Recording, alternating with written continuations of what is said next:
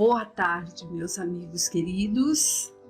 Vamos dar sequência ao estudo do Evangelho segundo o Espiritismo, decodificado por Allan Kardec. Iniciemos com a oração que Jesus nos ensinou. Pai nosso que estás no céu, santificado seja o vosso nome. Venha a nós o vosso reino. Seja feita a vossa vontade, assim na terra como no céu. O pão nosso de cada dia dai-nos, ó Pai, hoje e sempre. Perdoa as nossas dívidas, como também devemos perdoar aos devedores. Não deixes, Pai, que caiamos em tentações. Livra-nos de todo mal. Que assim seja com a graça de Deus. Nós estamos no capítulo 3 do Evangelho segundo o Espiritismo, Há muitas moradas na casa de meu Pai. E da última palestra para essa, ficou faltando aqui o item 6 e depois as instruções dos Espíritos. Então hoje nós vamos ler esse pedacinho que faltou, né? Que é o item 6, destinação da terra e causa das misérias humanas, já que vimos anteriormente que existem muitas e muitas moradas nessa casa infinita de Deus Pai, e que nós estamos no planeta onde nós pedimos e temos a capacidade de estar e precisamos estar para aprendermos, para nos aprimorarmos. E vimos também que Kardec havia perguntado aos espíritos se existia outros mundos habitados, né, nesse universo infinito, e a resposta foi sim, claro que sim. Todos são, mas em cada um o ser ali encarnado tem um envoltório que necessita ter, ele chama de vestimenta, né? Mas é o corpo que é necessário para aquele planeta. E aí nós estamos aprendendo sobre isso, e que estamos aqui no planeta Terra, lindo, maravilhoso, que até as fotos que os telescópios tiram e nos mandam, como é maravilhoso. Quanto devemos agradecer por aqui estarmos. E é um planeta de provas, de expiação, indo ali para regeneração, né? Mas que temos que aproveitar esse tempo aqui. Aproveitar para aprender sempre. Então vamos lá ver o que nos diz esse item 6. Destinação da terra, causa das misérias humanas. Item 6. Muitos se surpreendem por encontrar na terra tanta maldade e paixões terríveis, tantas misérias, doenças de todas as naturezas, e concluem disso que a espécie humana é algo muito triste. Este julgamento origina-se de um ponto de vista limitado e dá uma falsa ideia do conjunto. É preciso considerar que na Terra não se encontra toda a humanidade, mas somente uma pequena fração dela. De fato, a espécie humana inclui todos os seres dotados de razão que povoam os incontáveis mundos do universo. Pois bem, o que é a população da Terra comparada com a população total desses mundos? Bem menos do que a de um lugarejo em relação a uma grande nação. Portanto, a situação material e moral da humanidade terrena nada tem de surpreendente se levarmos em conta a destinação da terra e a natureza dos que a habitam. Então, gente, no entorno da terra nós somos muitos, né? Porque nós já sabemos que estamos aqui encarnados na crosta, mas que na erraticidade também existem ali os desencarnados que estão praticamente na Terra, porque a sintonia é a mesma. E na própria Terra, se observarmos, há muitas moradas não só de acordo com o local onde nascemos, se estamos aqui no Sudeste, se vamos para o Sul, vemos como é diferente, tudo, o clima, a natureza, quais são as espécies que lá se encontram. Se vamos para o Norte, como é lá, o que acontece, como segue. Se vamos para o Nordeste, para o Centro. Bom, nós já observando o nosso próprio planeta Terra, nós vemos que na sua própria superfície, enquanto encarnados, quantas diferenças há. Então, olhem como é algo para pensarmos, analisarmos e percebermos que nesse universo infinito existem muitos tipos de moradas ainda. Para a gente pensar, aqui na Terra, nós somos muitos encarnados. Eu não vou nem me atrever a dizer quantos, porque eu não sei mesmo. E muitos desencarnados, que são os que estão no entorno da Terra, que estão na erraticidade. Vamos lembrar o que é a erraticidade? Aqueles que ainda estão à espera de reencarnarem aqui, né, nesse planeta ou em outro, mas que estão ali, bem próximo da crosta. Mas há muitas moradas nesse universo e muitas ainda estão em estados primitivos, outras tantas em provas e expiações, assim como nós, né? Outras em regeneração, e também existem os planetas felizes, quem sou eu para tentar definir o que seria? O pouco que sei é do que leio com André Luiz ali e Chico. São infinitas as moradas, infinitas. E podemos fazer a cada dia o nosso melhor aqui na Terra. Para quê? Para buscarmos a nossa mudança. Porque existem lugares melhores e piores do que o nosso planeta, né?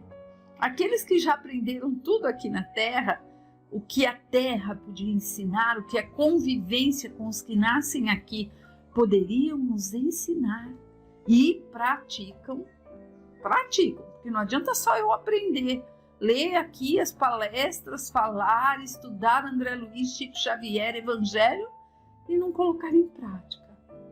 Aqueles que aprenderam e praticam e que estão ali em condições melhores, conseguem ir também para mundos melhores. E quer dizer, eles vão para mundos melhores, mas existem aqueles que estão nessa condição de irem e preferem ficar aqui. Preferem reencarnar na Terra como socorristas, missionários, buscando ajudar o povo que ainda está aqui, né? A gente também aprende isso quando estuda o Espiritismo. Mas vamos ler o finalzinho desse item. Item 7. Faríamos uma ideia muito falsa dos habitantes de uma grande cidade se apenas os julgássemos pela população dos bairros pobres e humildes. Num hospital, vêem-se somente doentes ou estropiados. Numa prisão, vêem-se todas as torpezas e vícios reunidos nas regiões insalubres. A maior parte dos habitantes é pálida, fraca e enferma. Pois bem, que se considere a Terra como sendo um subúrbio, um hospital, uma penitenciária, uma região doentia, pois ela ao mesmo tempo pois ela é ao mesmo tempo tudo isso. E então se compreenderá por que as aflições superam as alegrias, já que não se enviam a um hospital pessoas que estão bem de saúde, nem às casas de correção os que não fizeram nenhum mal.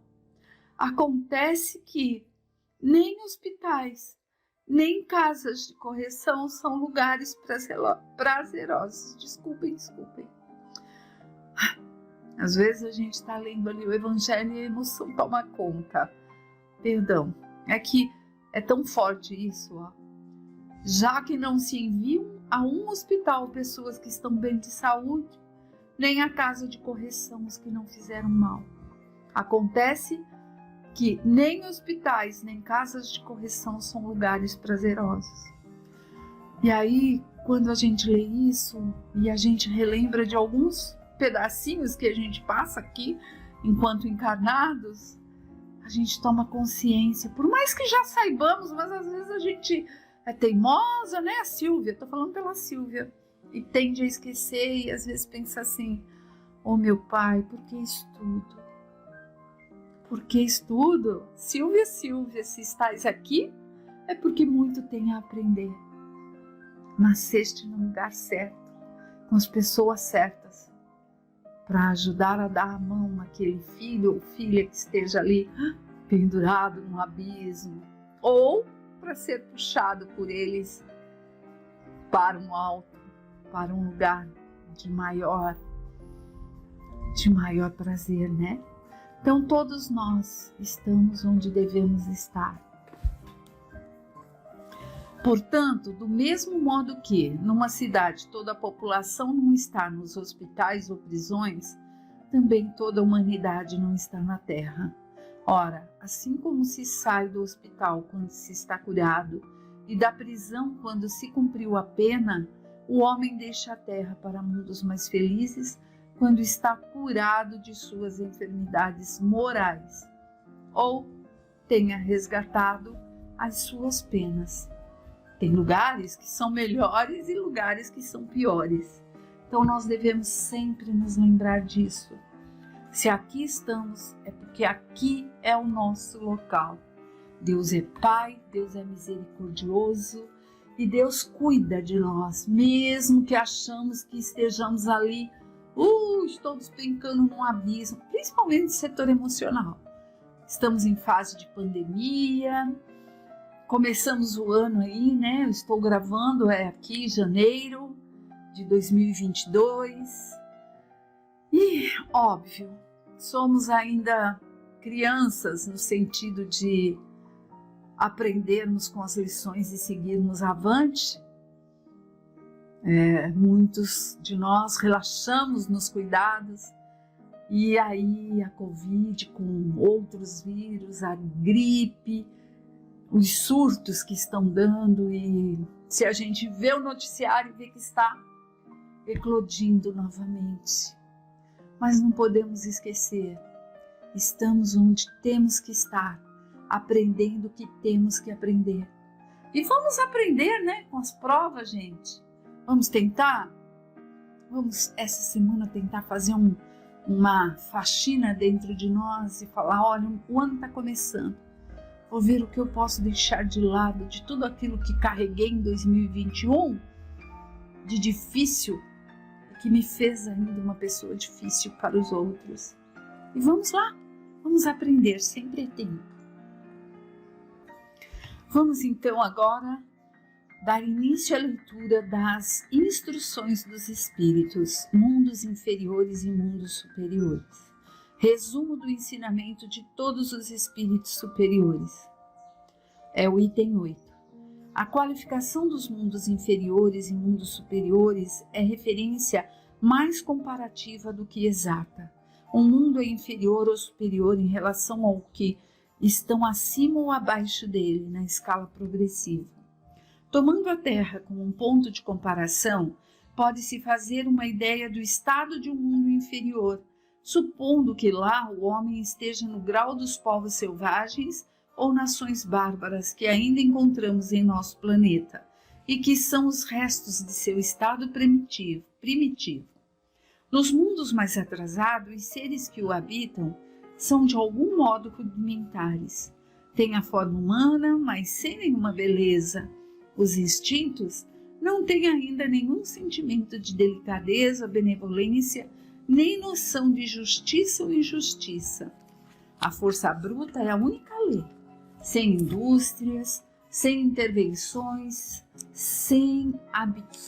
seus habitantes passam a vida na conquista de alimentos.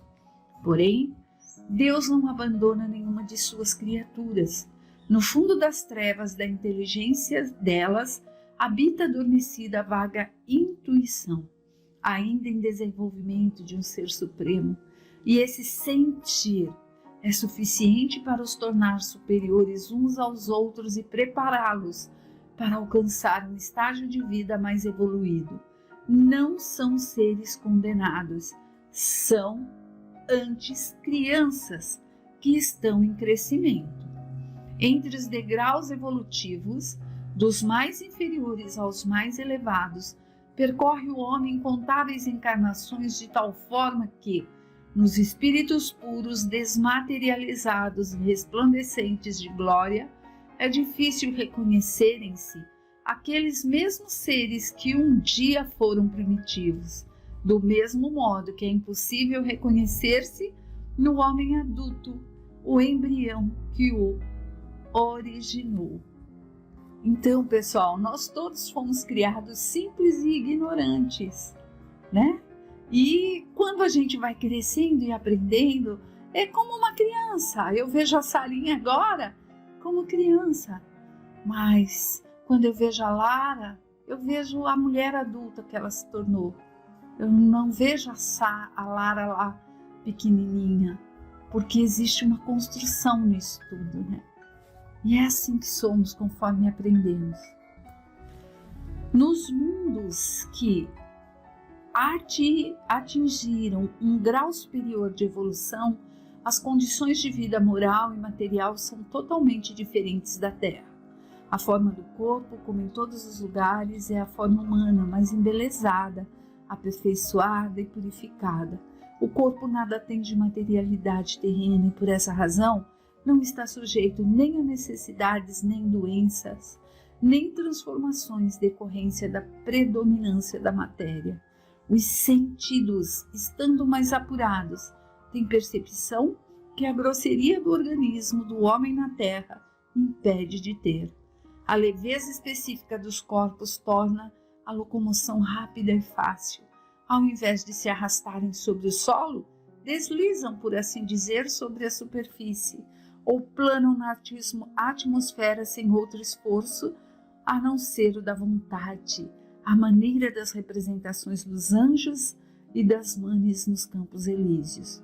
Os homens conservam por sua vontade os traços de suas existências passadas e aparecem a seus amigos do mesmo modo como esses os conheceram, porém iluminados por uma luz divina, transformados pelos sentimentos inferiores que sempre são elevados. No lugar dos rostos pálidos abatidos pelos sofrimentos e paixões, a inteligência e a vida irradiam aquele brilho que os pintores traduziam pela auréola dos santos. A pouca resistência que a matéria oferece aos espíritos já muito avançados torna rápido o desenvolvimento dos corpos e é curta ou quase nada ou nula a infância. A vida sem as preocupações e angústias é proporcionalmente muito mais longa que na Terra. Em princípio, o tempo de vida é proporcional ao grau de adiantamento dos mundos. A morte não tem nada dos horrores de decomposição e, longe de causar pavor, é considerada uma transformação feliz, pois a dúvida sobre o futuro lá não existe. Durante a vida, a alma, não estando encerrada em uma matéria compacta, irradia e goza de lucidez que a deixa em um estado quase permanentemente de liberdade, permitindo a livre transmissão do pensamento. Nesses mundos felizes, as relações entre os povos, sempre amigáveis, nunca são perturbadas, quer pela ambição de escravizar os vizinhos ou pela guerra. Não há senhores, nem escravos, nem privilégios de nascimento. Apenas a superioridade moral e a inteligência que estabelecem a diferença entre a evolução que as confere. A autoridade é sempre respeitada, pois ela só é dada por mérito e exercida com justiça. O homem não procura elevar-se acima do outro homem, mas acima de si mesmo, se aperfeiçoando. Seu objetivo é chegar à categoria de espíritos puros, e esse desejo não é tormento, mas uma nobre ambição que o faz estudar com dedicação para chegar a igualá-los. Lá, todos os sentimentos Lá, os sentimentos ternos e elevados da natureza humana se encontram ampliados e purificados. Os ódios, mesquinharia, ciúme, baixeza, cobiça, inveja, são desconhecidos. Um laço de amor e fraternidade une todos os homens, e os mais fortes ajudam os mais fracos. Os bens que possuem são correspondentes aos graus de inteligência de cada um, e a ninguém falta o necessário, pois ninguém está em expiação. Em uma palavra, nesses mundos felizes o mal não existe. No vosso mundo tendes necessidade do mal para apreciar o bem, da noite para admirar a luz, da doença para valorizar a saúde. Nos superiores, esses contrastes não existem. A luz, a beleza, a calma da alma são eternas, proporcionando uma alegria livre de perturbação e angústia da vida material e do contato com os maus que lá não têm acesso. Eis o que o homem tem maior dificuldade para compreender. Com muita criatividade pintou os tormentos do inferno, mas nunca pôde representar as alegrias do céu. Por quê? Porque, sendo inferior, apenas experimentou penas e misérias e não conhece as claridades celestes.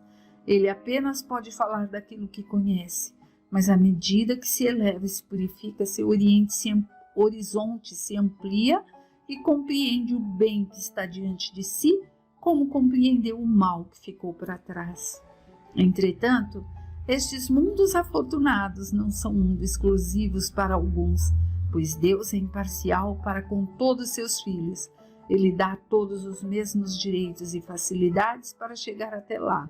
Faz todos partirem do mesmo ponto, e a nenhum beneficia a mais que o outro. As primeiras posições são acessíveis a todo. Compete a cada um, gente. Compete a cada um conquistá-las pelo trabalho, alcançá-las o mais rápido possível ou arrastar-se durante séculos e séculos nas camadas mais baixas da humanidade. Pois bem, nós podemos avançar para os mundos melhores ou estacionarmos, né? Bem, meus amigos, aqui nesse resumo dos espíritos, né? Resumo do ensinamento de todos os espíritos superiores. Nós temos tantas coisas lindas e maravilhosas que nos incentivam a buscarmos sempre o melhor, porque Deus não desampara ninguém. Não podemos dizer, ai, aquele irmão lá, meu Deus, tem tudo e eu não. Nem sentido nenhum, nem material, emocional, psicológico, de saúde. Todos temos a mesma condição. E quando a gente lê sobre esses mundos que são superiores à Terra, olha como é, nem o corpo demora tanto para passar da infância ali à maturidade, porque não precisa desse tempo todo. Vamos lá? Vamos tentar, vamos nos melhorar. Que esse seja um estímulo para esse ano que está aí se iniciando. Fiquem com Deus e que Deus abençoe a todos nós.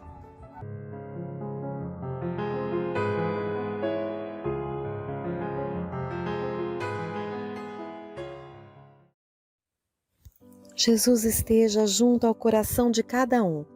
Vamos a mais um estudo do Livro dos Espíritos por Allan Kardec. Estamos no livro 2º, capítulo 7, Retorno à vida corporal. Estamos na última pergunta que Kardec faz. 399.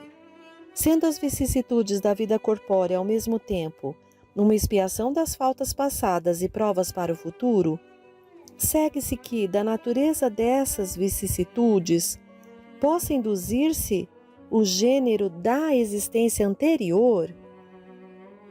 Muito frequentemente, pois cada um é punido naquilo em que pecou.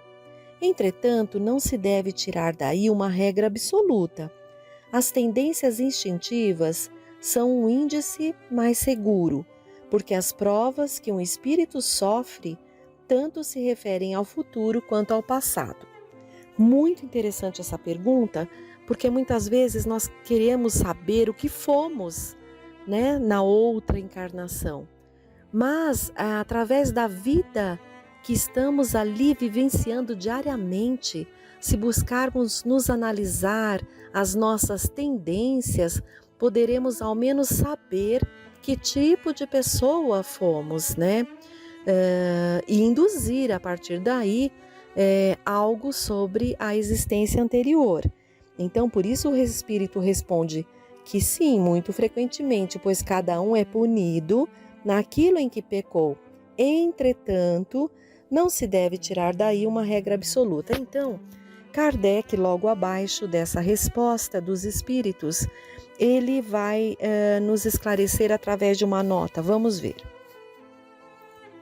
Chegado ao termo que a providência marcou para a sua vida errante, o espírito escolhe por ele mesmo as provas às quais deseja submeter-se para apressar o seu adiantamento, ou seja, o gênero de existência que acredita mais apropriado a lhe fornecer os meios, e essas provas estão sempre em relação com as faltas que deve expiar. Se nelas triunfa, ele se eleva. Se sucumbe, tem de recomeçar.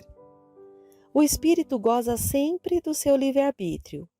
É em virtude dessa liberdade que, no estado de espírito, escolhe as provas da vida corpórea e, no estado de encarnado, delibera o que fará ou não fará, escolhendo entre o bem e o mal. Negar ao homem o livre-arbítrio seria reduzi-lo à condição de máquina. Integrado na vida corpórea, o espírito perde momentaneamente a lembrança de suas existências anteriores, como se um véu as ocultasse. Não obstante, tem às vezes uma vaga consciência, e elas podem mesmo lhe ser reveladas em certas circunstâncias. Mas isto não acontece senão pela vontade dos espíritos superiores, que o fazem espontaneamente, com um fim útil e jamais para satisfazer uma curiosidade vã. As existências futuras não podem ser reveladas em caso algum, por dependerem da maneira por que se cumpre a existência presente e da escolha ulterior do espírito.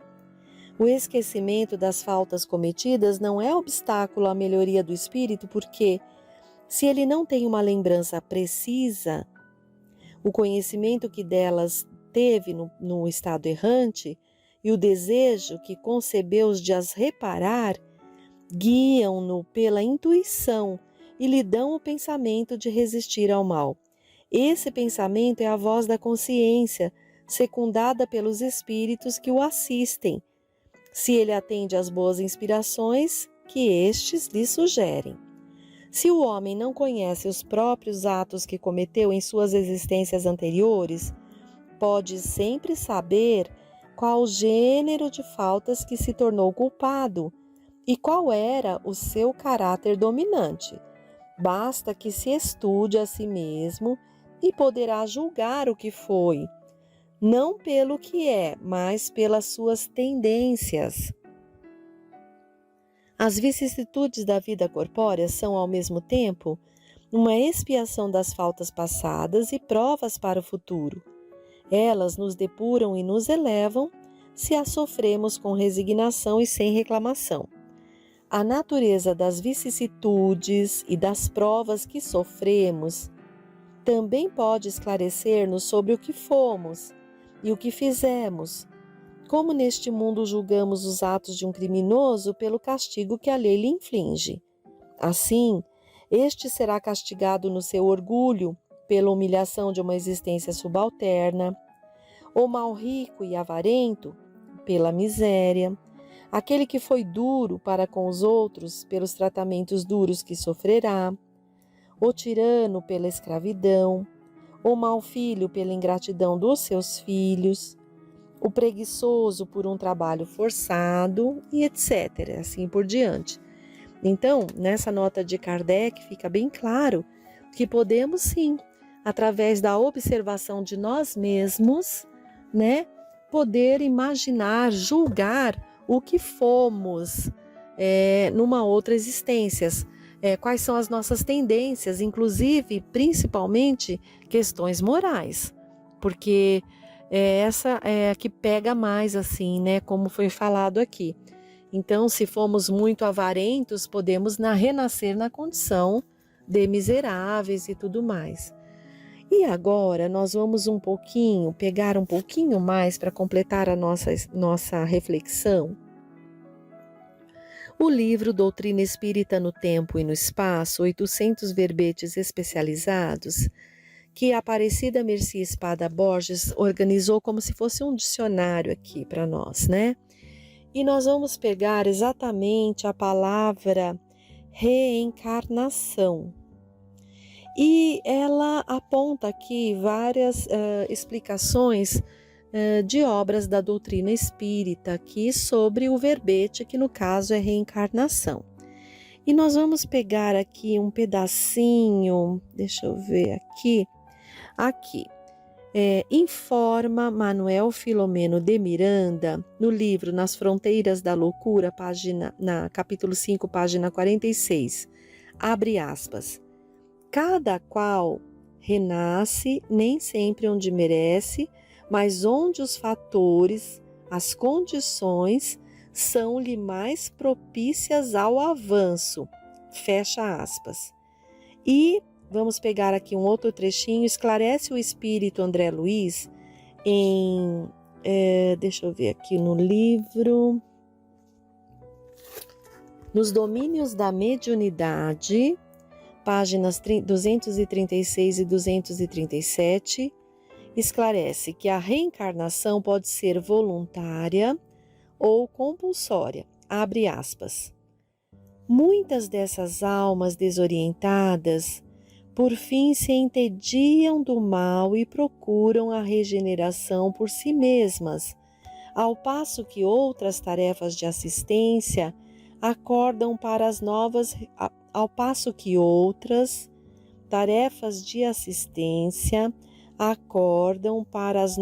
responsabilidades que lhe competem no próprio reajuste. São os soldados feridos buscando corresponder às missões de amor que lhes visitam o pouso de restauração. Entendem o impositivo da luta edificante a que foram chamados e, ajudando aos que os ajudam, regressam ao bom combate, em cujas linhas se acomodam com o serviço que lhes é possível desempenhar. Outras, porém, recalcitrantes e inconformadas, são docemente constrangidas ao retorno à batalha para que se desvencilhem da prostração a que se recolheram. A experiência no corpo de carne em posição difícil é semelhante a um choque de longa duração em que a alma é convidada a restabelecer-se. É certo que nos cabe o dever de honrar a consciência livre, capaz de decidir por si mesma nos variados problemas da luta evolutiva. Entretanto, à frente do irmão irresponsável e enfermo, a nossa colaboração significa amizade fiel, ainda que essa colaboração expresse doloroso processo de reequilíbrio em seu favor. A reencarnação em tais circunstâncias é o mesmo que conduzir o doente inerte a certa máquina de fricção para o necessário despertamento. Então, aqui inclusive ele pede para que a gente consulte o livro Evolução em Dois Mundos, na página 150.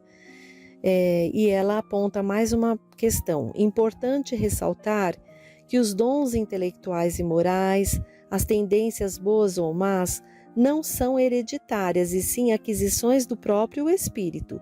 Todavia, a semelhança, as tendências, os dons entre os membros de uma mesma família traduz a afinidade espiritual. Então, esse trecho anterior aqui que lemos nos Domínios da Mediunidade, em que lemos aqui o trecho entre aspas de André Luiz, ele está ali retratando alguns casos e o instrutor explica exatamente sobre essas questões, Então, muitos vão de boa vontade à reencarnação.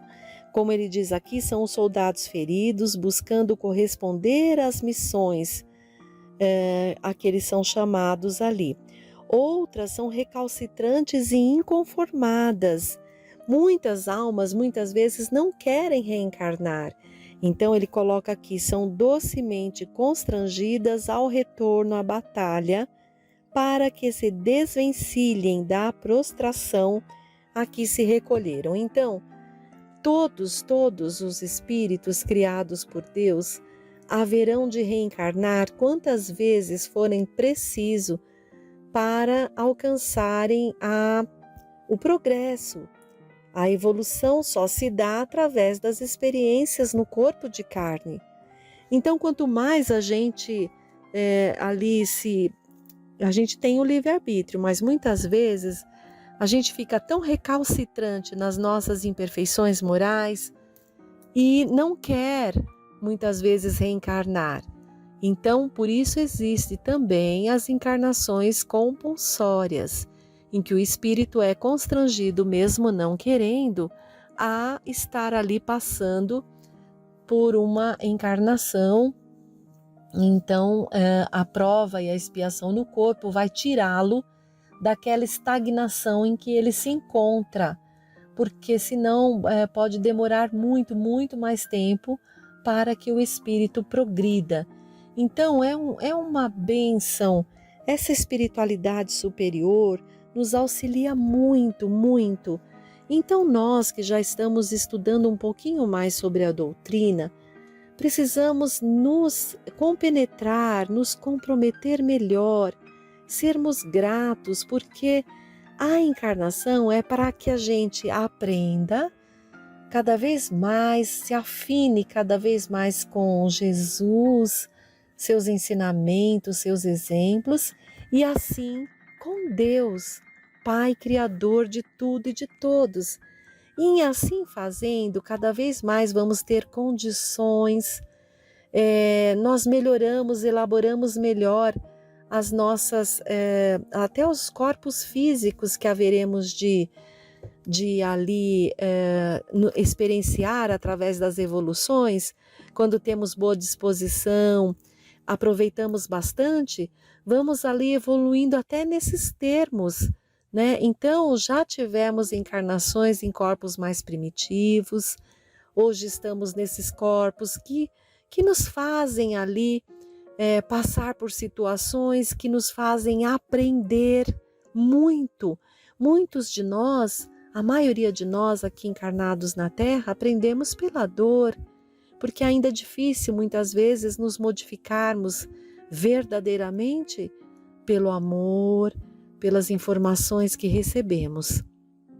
Daí a importância de passarmos por experiências, muitas vezes no corpo, e o corpo é um instrumento precioso que Deus nos dá para que nos ensine a fraternidade. Então é muito bacana isso. E vamos ver um pouquinho mais aqui ainda, André Luiz, em Missionários da Luz, 26, abre aspas, vamos ver. Os contornos e minúcias anatômicas vão desenvolver-se de acordo com os princípios de equilíbrio e com a lei de hereditariedade. A forma física futura dependerá dos cromossomos paternos e maternos.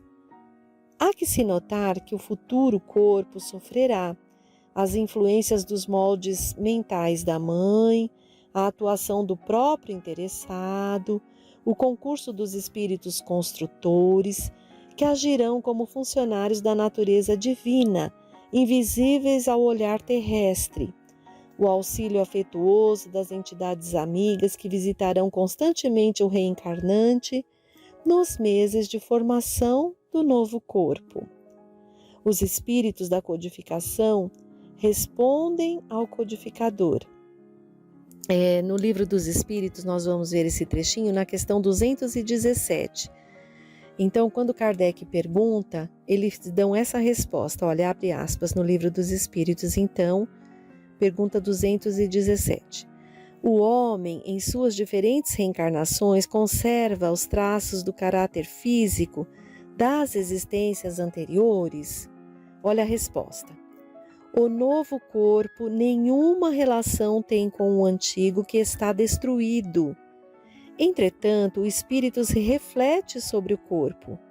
Sem dúvida, o corpo não é mais que matéria, mas, malgrado isso, ele é modelado pela capacidade do espírito que lhe imprime um certo caráter, principalmente sobre o rosto, e é com o fundamento que se designam os olhos como o espelho da alma, quer dizer que o rosto, mais particularmente, reflete a alma. Mais um pouquinho à frente, seria absurdo admitir-se uma sucessão de existências com uma semelhança física que não é senão fortuita. Fecha aspas. E depois aqui para finalizar, nota-se que Allan Kardec coloca a reencarnação como dogma, não porém no sentido religioso e sim filosófico.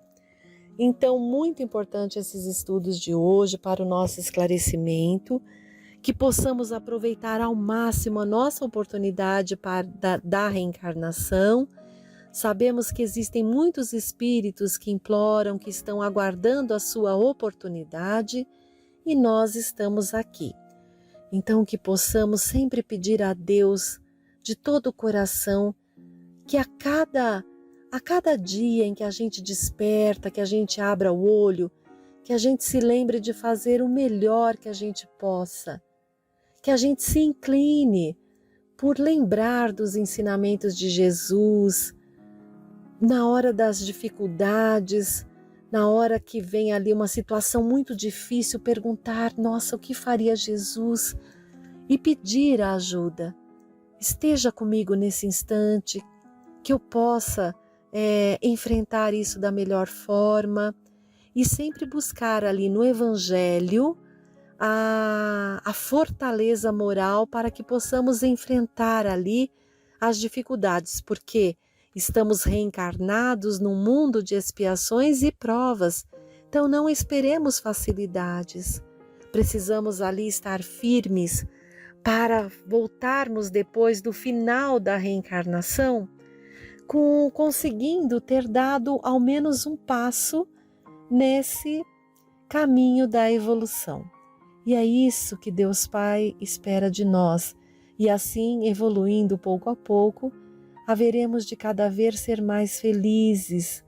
Não vamos ser tão apegados, não vamos deixar aos poucos o que nos atrapalha, que é o orgulho, a vaidade, o egoísmo, para vivenciarmos situações de maior harmonia moral, nos lembrando dos ensinamentos de Jesus e assim dando passos para essa nossa meta, que é o progresso.